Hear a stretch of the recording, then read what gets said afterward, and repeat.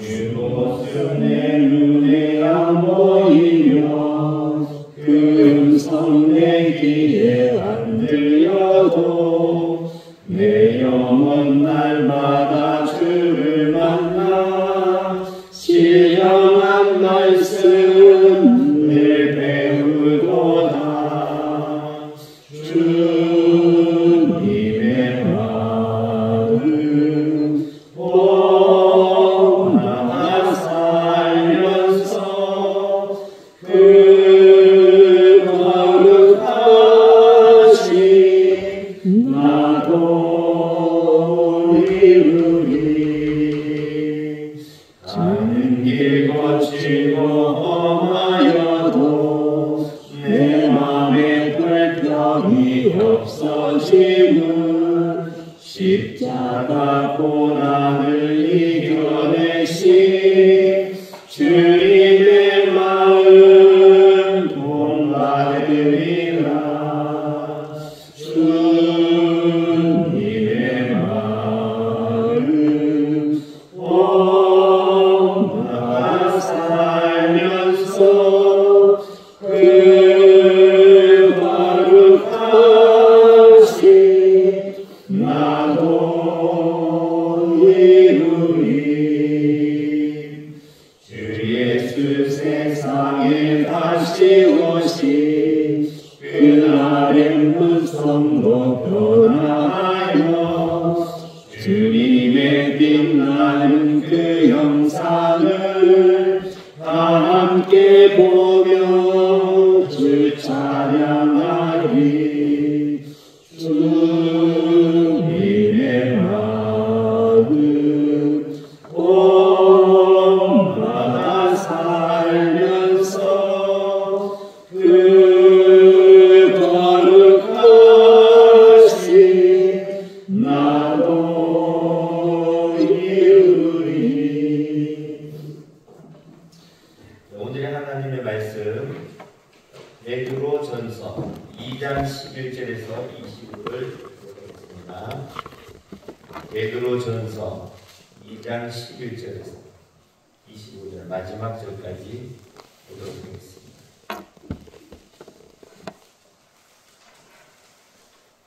장 11절에서 25절 같이 읽겠습니다. 한 절씩 교독하겠습니다.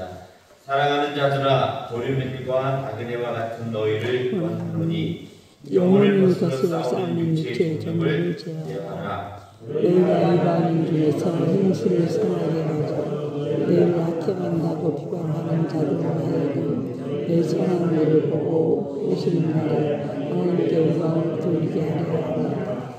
인간의 모든 제도를 주를 위하여 순종하되 혹은 위에 있는 왕이나 혹은 그가 악행하는 자를 징벌하고 선행하는 자를 불쌍하게 위하여 보낸 총들이다.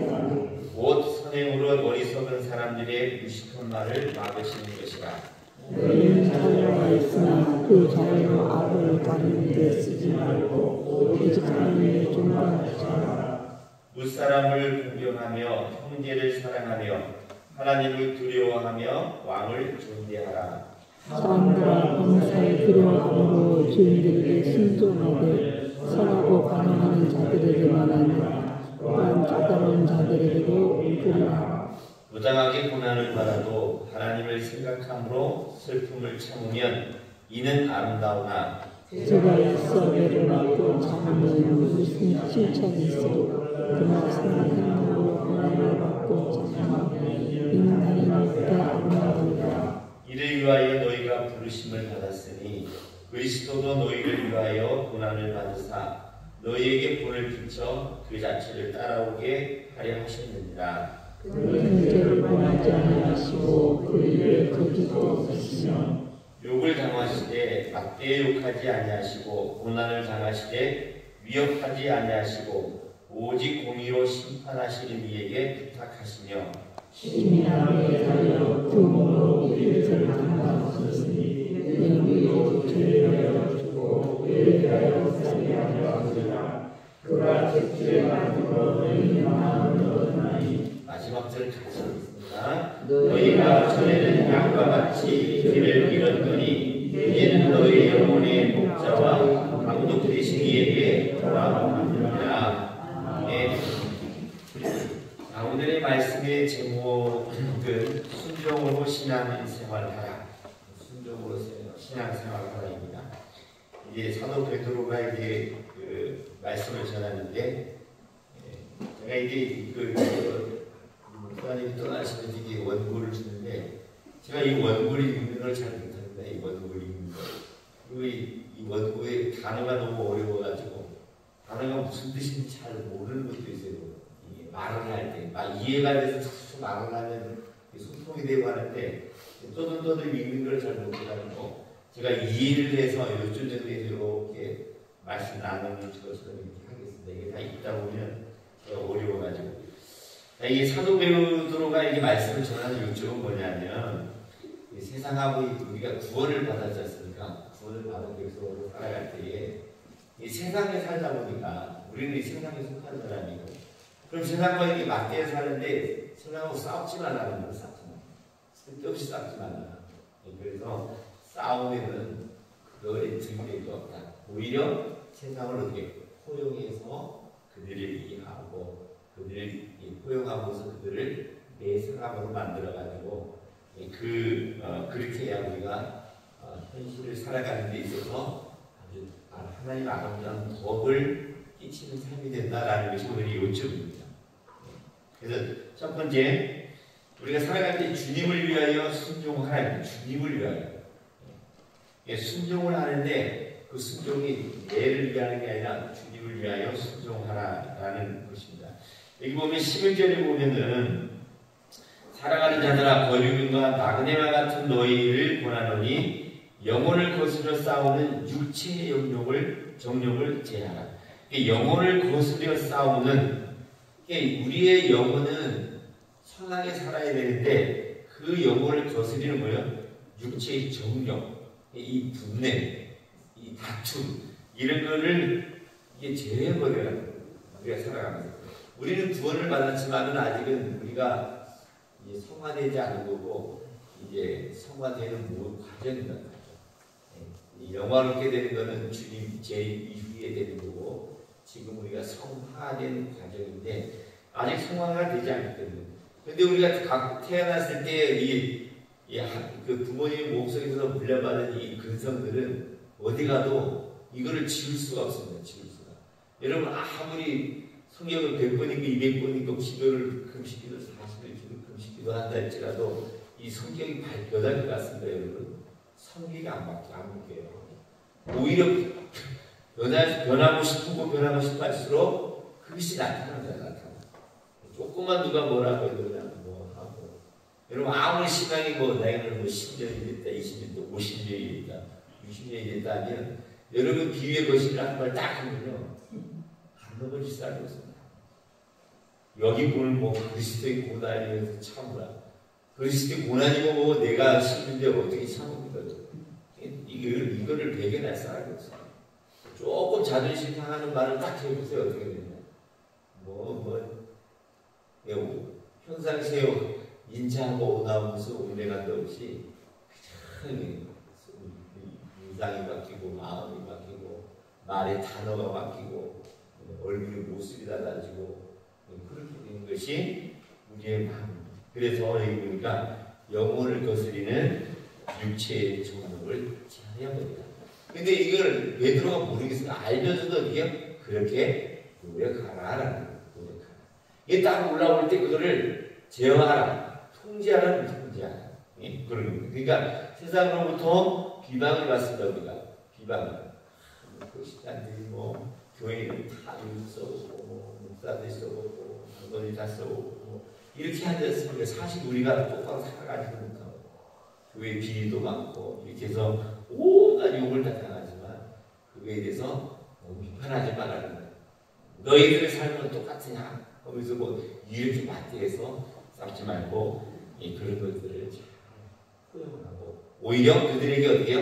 더 선한 모습으로 다가가서 베풀어주고 이해하고 그렇게 했을 때에 그들의 모든 그 분냄이라든지 비방하는 거고 비판하는 의식들이 사그라지고 오히려 우리의 착한 모습을 통해서 오히려 하나님의 뜻을 하나님의 덕을 나타내는 있는 그런 삶이 된다는 것입니다. 그래서 아름다운 덕이면 덕. 자, 여기 9절에 보면 그 2장 9절을 한번 같이 읽어보도록 하겠습니다. 2장 9절. 그러나 하고 시작했는데 같이 읽겠습니다. 시작. 그러나 너희는 택하신 족속이요 왕같은 제사장들이요 거룩한 나라요 그의 소유가 된 백성이니 이는 너희를 어두운 데서 불러내어 그의 기이한 빛에 들어가게 하신 이에 아름다운 덕을 선포하게 하려 하십니다. 그러니까 우리가 찾는 것은 나의 어떤 그 성품을 다스리기 위함도 있지만 결국에는 뭐냐면 하나님의 아름다운 덕을 선포하는 거예요. 내가 찾는 것은 내 스스로 내를 재우는 게 아니라 하나님의 덕을 나타낸다는 거예요. 그러니까 상당한 중요한 거예요. 내가 참으면 하나님의 덕을 나타내는 거예요. 그런 큰 뜻이기 때문에 베드로는 잘 생각과 바꾸지 말라라는 것을 얘기를 해주고 있습니다. 그래서 우리 선행과 모범적인 삶. 선행은 뭐냐? 선행은 사회의 질서가 이렇게 질서 있게 돌아가는데 그 질서가 우리가 마음에 안 들지라도 너무 비판하지 말고 이건 이거 저거. 특히 그 크리스찬들이 우리가 신앙인들인데 신앙인들처럼 따지는 사람이 없어요. 어디 가도 신앙인들. 어디 가도 따지는 사람들 보면 딱 부류가 있어요. 딱 그게 정해졌어요. 신앙인들. 어떤 직업군이 가진 사람들. 이런 사람들이 잘 따지고. 그런 것들이, 그러니까 사회의 질서에 대해서 순종하는 삶을 살아가는 것입니다. 못마땅한 일이 있지라도, 부당한 대접을 받더라도, 그거에 대해서 너무 반응을 하지 말라라는 것입니다. 오래전 뭡니까? 그렇게 하더라도 하나님께 맡겨라. 모든 거는 하나님이 알아서 하니까 하나님께 맡겨야지 왜 너희들이 다 심판하고 판단하고 이건 이렇고 저건 저렇게 되고 저렇게 다 내가 주인이 돼가지고 선악을 구별하느냐. 그러니까 그거는 하나님이 하신 일이지 우리는 아름다운 덕을 끼치는 사명을 받았지 비판하는 사명을 받은 적이 없어요. 이런 말을 좀 드릴지라도 딱 밖에 나가면 계속 비판이 나옵니다. 이건 저런 저건 저런 나는 마음에 안 드는데 당신들이 이렇게 하고 이렇게 된다는 거예요. 이게 우리가 아름다운 하나님의 덕을 뭐예요? 딱 나의 불평이지만 그게 나의 불평으로 끝나는 것이 아니라 하나님의 아름다운 덕을 가는 일이 그러니까 말을 조심해야 되고 말을 얘기하고 싶어서 참는 게 말을 조심하라는 게 맞는 말이에요. 그냥 가만히 있으면 이득은 하는데 말을 많이 하니까 꼴통 나는 꼴통. 비판을 받고 남을 무너뜨리는 그런 일이 된다는 겁니다. 그러니까 인간의 제도를 순종한다는 것이 미련한 삶을 사는 것이 아니라 하나님의 권위를 인정하는 것이다. 그러니까 하나님께 맡기는 겁니다. 하나님이 다 하시는 겁니다. 그런 겁니다.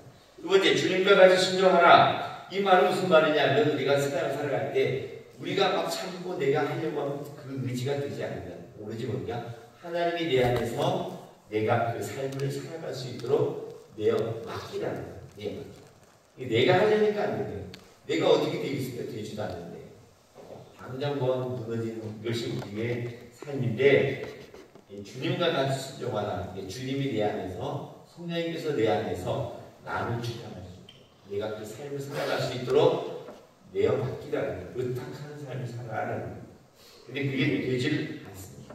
우리의 주인, 우리의 삶의 주인의 마음의 중심에 주님이 앉아 계셔야 되는데 주님이 다 앉아 계시지 않고 여전히 우리는 내가 살아 있습니다. 앉아 있어요. 내가 판단하고 내가 결정하는 것이 이것입니다. 그러니까 자꾸 하나님의 영광을 가리는 그런 삶이 된다는 겁니다. 교회 다툼이 있는 게 뭡니까? 내 안에 그리스도가 중심이 내 안에 계신 게 아니라 내 안에 내가 여전히 중심이 되어 있기 때문에 내가 판단하고 내가 속단하기 때문에 모든 문제가 되게 된다는 겁니다. 자, 하나님께 순종함으로 예수님 십자가의 것. 그러니까 예수님을 이렇게 비유를 들고 있습니다. 그래서 예수님께서 어떻게 되느냐? 십자가에서 친히 나무에 오래 돌아가셔서 죽지 않습니다. 그래서 예수님이 죽으심으로 죄에 대해서 죄에 대해서 우리가 깨끗하게 되고 그다음에 우리가 의롭게 되는 삶. 하나님 부활하심으로 우리를 의롭게 하였다라는 겁니다. 왜? 예수님께서 그 부당한 것을 참고 견디지 않았어. 어떻게 우리가 죄가 깨끗하게 되고 의롭게 될 수 있겠느냐는 거예요. 그러니까 하나님의 뜻은 뭡니까? 하나님이 이루어가신다는 거예요. 우리가 부당한 대접을 받고 억울한 대접을 받더라도 그걸 참고 견디면 하나님 그를 통해서 하나님 더 큰 일을 해가신다는 겁니다. 그렇기 때문에 우리가 십자가의 구원을 받았습니다. 예수님께서 막 멸시 천대를 받고 하나님인데도 불구하고 우리 창조물한테 조롱당하고 매를 받고 고난을 받고 이렇게 참지 않았습니다. 내가 지은 백성 그 인간들이 나를 향해서 욕하고 채찍도 때리고 해도 어떻게 참지 않습니다. 하나님 만든 내가 여러분 강아지를 사와서 키우지 않습니까? 그 강아지가 주인을 물면 여러분 가만히 있겠어요? 당장 그걸 가만히 만지지 않으시고 이거 마찬가지예요. 그런데 예수님은 어떻게 해요? 내가 지은 그 피조물들이 나를 향해서 욕하고 조롱하고 나를 십자가에 못 박겠지만은 참고 견뎠어요. 그를 통해서 우리가 그 사랑을 입은 게 우리입니다. 그 사랑을 입은 우리가 오히려 우리가 사랑을 입은 사람들이 조롱하고 되겠다. 그러니까 그런 것들을 베드로는 아주 그냥 마음 아프게 얘기를 하고 있어요. 제가 오늘 새벽 기도회 하는 우리가 정말 이런 마음들을 갖춰서 교회가 교회되게, 교회가 은혜되게, 교회가 아름답게 되게, 또 많은 사람들 오시고요. 저 명성교회 가고 싶다라는 그 생각이 들게, 여러분의 표정 하나가, 여러분의 말씀 하나가, 말씨 하나가 아름답고 더 덕을 끼치는 말을 하게 되면 여기 한번 교회 들어가야 해서 왔던 사람들이 이 명성교회 가고 싶다. 저분들의 얼굴을 보니까 하나님의 사랑이신 것 같다. 저분들의 말씀을 보니까 참 너무 부드러워가지고 하나님의 사랑이 묻어나오는 걸 봐가지고 이 교회에서 신앙생활을 하고 싶다. 이러한 것이 돼야 되지. 이게 왔는데 보니까 그냥 냉랭해가지고 오히려 세상보다 차갑고 그러하지 보면 안 된다는 거예요. 그러니까 오히려 우리가 억울한 일을 당할지라도 우리가 참고 견디고 하면 하나님의 덕을 끼치는 삶이라는 것을 말씀해 주겠습니다. 우리가 하나님의 말씀을 의지해서 하나님이 나를 통해서 일하심으로 주님께 맡기는 삶을 살아가는 삶이 되었으면 합니다. 기도드리겠습니다. 사랑하는 마음을 감사를 드립니다. 사도 베드로는 우리가 구원받은 백성들이 살아갈 때에 참고 견디라고 하고 있습니다. 영혼을 거스리는 육체의 종력을 제어하라고 다시금 말씀해 주고 있습니다. 하나님, 우리가 이 세상 살아갈 때에 비록 마음에 들지 않고 조롱을 당하고 비방을 당하는 삶을 살지라도 저들을 향하여 쓴소리를 내지 않도록 도와주시고 그걸 참고 견디고 말씀으로 이겨내는 성령님을 의지하는 마음으로 잘 견디어내게 하심으로 하나님의 덕을 끼치는 덕을 나타내는 삶을 살아갈 수 있도록 인도하여 주옵소서. 우리의 삶을 통해서 많은 사람들이 구원받게 도와주시고 주께로 돌아오는 통로가 될 수 있도록 우리의 삶을 주장하여 주시옵소서. 감사하고 예수님 이름으로 기도드려옵나이다. 아멘. 오늘 기도의 제목이 있습니다. 주신 말씀을 붙잡고 기도합시다. 하나님의 종으로 말씀에 순종하며 살게 하옵소서. 세상의 지도자들에게 하나님을 두려워하고 백성들을 사랑하게 하옵소서. 합력하여 사랑이 넘쳐나는 대한민국이 되게 하옵소서. 두 번째, 서귀포 명성교회가 회복과 치유 그리고 새롭게 하시는 은혜가 충만하게 하옵소서. 믿는 자들을 도와여 주옵소서. 세 번째, 2024년 교회 사역과 담임 목사님에게 지혜와 은혜를 부어 주옵소서 하는 기도의 제목과 같이 합심 기도하겠습니다.